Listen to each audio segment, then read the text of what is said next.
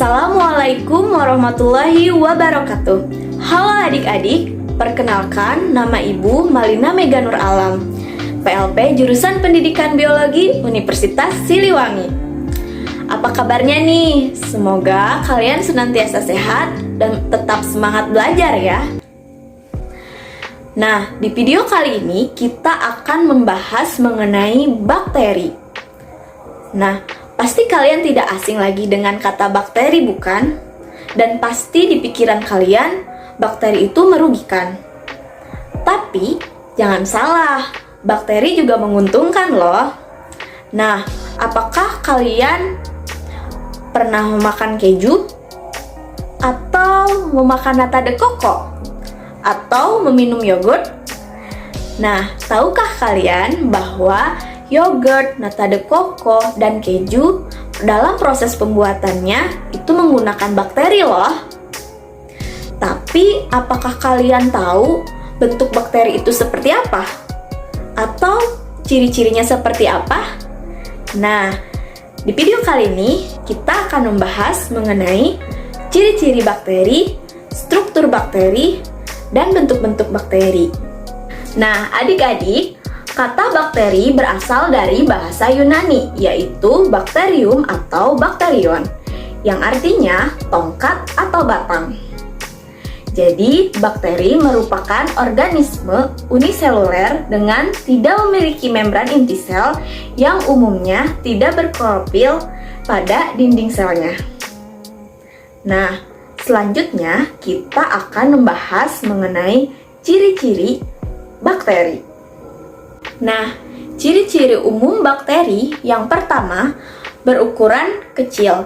Bakteri memiliki diameter 0,5 sampai dengan 1 mikron dengan panjang 1 sampai 20 mikron. Oleh karena itu, bakteri disebut mikroorganisme. Nah, untuk ciri yang kedua, bakteri mempunyai dinding sel. Nah, untuk ciri yang ketiga, bakteri hanya dapat dilihat menggunakan mikroskop karena ukurannya yang sangat kecil. Nah, yang keempat, bakteri itu bersel satu atau uniseluler. Yang kelima, bakteri tidak memiliki membran inti. Oleh karena itu, bakteri disebut prokariotik. Yang keenam, bakteri habitatnya meliputi daerah yang luas atau bisa disebut kosmopolit. Nah, selanjutnya, bakteri juga hidup secara soliter atau berkoloni. Dan ada juga beberapa bakteri yang mampu membentuk endospora saat kondisi lingkungannya tidak menguntungkan. Selanjutnya, kita akan membahas mengenai struktur bakteri. Struktur bakteri dibedakan menjadi struktur umum, yaitu sitoplasma, ribosom, DNA, membran plasma, dinding sel. Untuk struktur tambahan bakteri, yaitu struktur yang dimiliki oleh bakteri tertentu saja, misalnya kapsul, flagella, fimbria. Yuk kita bahas satu persatu mengenai struktur bakteri. Yang pertama, bakteri memiliki dinding sel. Tidak hanya tumbuhan, bakteri juga memiliki dinding sel. Dinding sel pada bakteri tersusun atas peptidoglikan atau gabungan protein dan polisakarida. Dinding sel pada bakteri berfungsi sebagai pelindung dan pemberi bentuk pada bakteri. Dinding sel pada bakteri dibedakan menjadi dua macam. Yang pertama ada bakteri gram positif dan yang kedua ada bakteri gram negatif. Perbedaan bakteri gram positif dan bakteri gram negatif yaitu bakteri gram positif memiliki peptidoglikan yang tebal dan berwarna ungu jika diwarnai dengan pewarnaan gram. Sedangkan bakteri gram negatif memiliki peptidoglikan yang tipis dan berwarna merah jika diwarnai dengan perwarnaan gram. Yang kedua yaitu membran plasma. Membran plasma bersifat selektif permeabel. yang terdiri dari fosfolipid dan protein. Nah, membran plasma juga memiliki fungsi yaitu tempat pembentukan mesosom, alat transport elektron dan proton, alat pengatur keluar masuknya senyawa melalui membran inti. Nah, yang ketiga ada sitoplasma. Sitoplasma berfungsi sebagai tempat terjadinya reaksi-reaksi kimia sel. Nah, sitoplasma merupakan cairan yang di dalamnya terdapat organel-organel sel bakteri. Sitoplasma mengandung asam nukleat, protein, karbohidrat, dan lemak. Nah, yang selanjutnya yaitu ribosom. Ribosom merupakan butiran-butiran yang tersebar di sitoplasma. Ribosom mengandung RNA dan berfungsi sebagai tempat sintesis protein. Nah, yang selanjutnya ada inti. Nah, inti merupakan pusat pengendalian aktivitas sel. Nah, inti mengandung DNA sirkuler. Nah, yang selanjutnya yaitu flagella. Flagella merupakan alat gerak pada bakteri.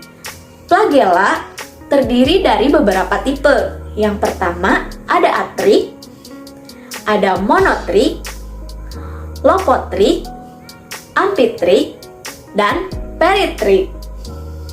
Selanjutnya ada pili dan fimbria. Pili dan fimbria berupa rambut halus yang menonjol dari dinding sel. Lebih pendek dari flagella, kaku, berdiameter lebih kecil. Pili tersusun dari protein. Nah, fungsi pili itu merupakan alat perlekatan saat bakteri melakukan konjugasi. Nah, yang selanjutnya ada kapsul.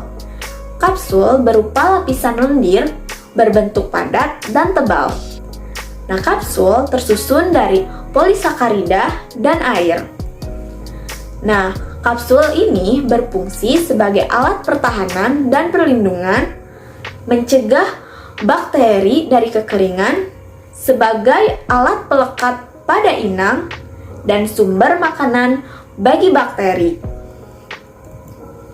Nah, selanjutnya ada klorosom.